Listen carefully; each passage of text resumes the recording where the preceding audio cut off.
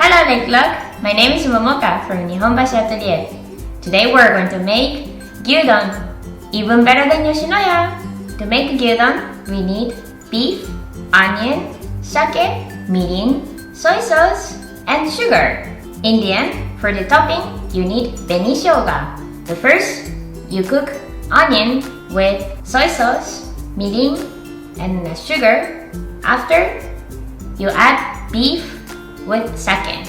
You need to put rice on the bowl. You just need to put already cooked beef and an onion. A little bit of a sauce, and then in the end, you put a little bit of a benishoga. If you like it spicy, you can put the shichimi also. That's it. So, how's your gyudon? Was it better than Yoshinoya? Thank you so much for watching. Bye-bye!